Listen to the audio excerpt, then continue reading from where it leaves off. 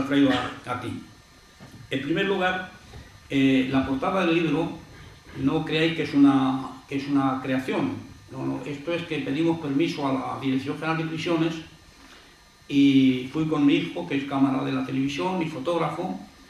Fuimos a Ocaña, que fue donde yo estuve condenado a muerte, y buscamos la celda en donde yo estuve condenado a muerte varios años. Y es esa puerta que viene, la puerta de esa celda. Es la puerta de esa celda que pertenece a un tubo que era de los condenados a muerte, que se llamaba el túnel de los cerrojos. El túnel de los cerrojos. Entonces con eso se ha montado la portada. Otra cosa que os extrañará es por qué el libro termina, lo que lo habéis leído ya, termina en 1977, con todas las cosas que se podían decir a partir de esa fecha, ¿no? Pero es verdad, pero claro, el problema estaba en que este libro ya tenía bastantes páginas y había que escribir otro, pero sobre todo la razón fundamental es que yo no podía continuar este libro aquí, en este tomo, porque no puedo utilizar el mismo lenguaje que utilizo en lo que escribo aquí. Porque aquí hay un lenguaje muy abierto, un lenguaje poético, incluso para enfrentarse hasta con las situaciones más límites, pero el otro ya tenía que ser un libro más frío, un libro de análisis político y, repito, no sé si tendré tiempo y ganas de hacerlo alguna vez, pero evidentemente es un libro para el que este lenguaje que utilizo aquí no me serviría, porque tenía que ser ya una cosa propia de historiadores, de investigadores, de análisis políticos, un libro más espeso, y yo no quería hacer. Yo quería hacer un libro, he querido sorprender la realidad de lo que yo he vivido y sufrido por el costado más humano y más cercano al corazón de la gente. Y por eso hay un lenguaje pues sencillo por un lado y en muchos casos hasta poético para enfrentarte con las situaciones más extremas. Y luego después el título del libro, que se llama Decidme cómo es un árbol, pero os iba a recitar el poema, pero como lo ha recitado aquí mi colega en la poesía, ¿no? Y lo ha hecho muy bien además, pero el título del libro es por eso, es el primer verso de un poema que yo amo mucho y que escribí en efecto cuando ya empezaba no sé, se me iban dibujando las cosas, ¿no? Yo recuerdo que en años anteriores, cuando soñaba por las noches, era cuando volvía a la libertad. O sea, llegaba a mi casa, a mi familia, en el sueño realizaba mis propios sueños, ¿no? Pero llegó un instante ya cuando llevaba 22 años que ya la cárcel se impuso como la única protagonista de mis días y de mis noches, ¿no? Y en ese instante es cuando escribí ese poema y otros poemas que tratan el mismo tema, ¿no?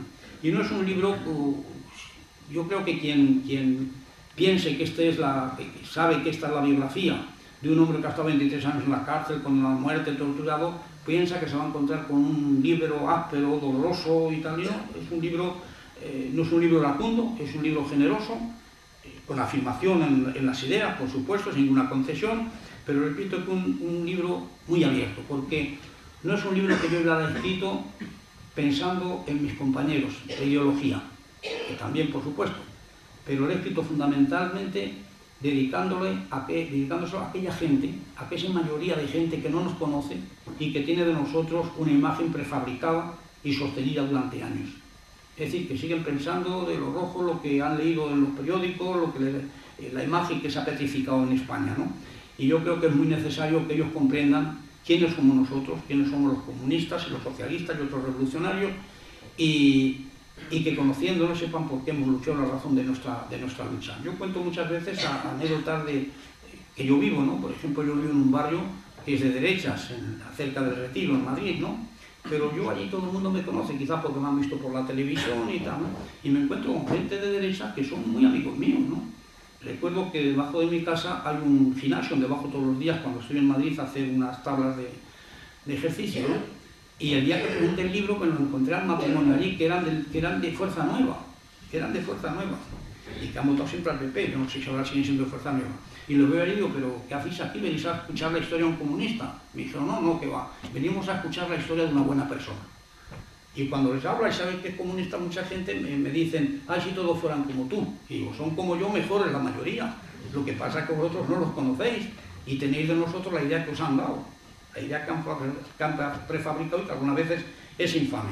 Y por eso, llevado al terreno político, yo creo que hay que hacer un gran esfuerzo porque nos conozcan, porque conozcan nuestras ideas la gente y no bloquearnos en nuestra doctrina, sostener nuestros principios, que eso es importante, sino hay que hacer que esos principios movilicen a los demás y los conozcan los demás, ¿no?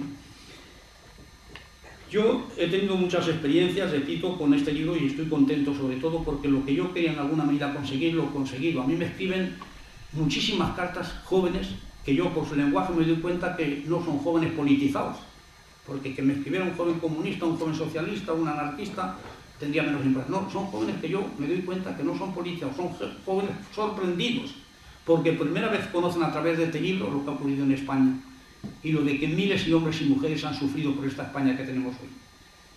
Y el otro día, yo hace cosa de 15 o 20 días, recibí una carta de una muchacha de Málaga y me dice lo siguiente: tengo 17 años, acabo de terminar el bachillerato y mi padre me ha regalado su libro.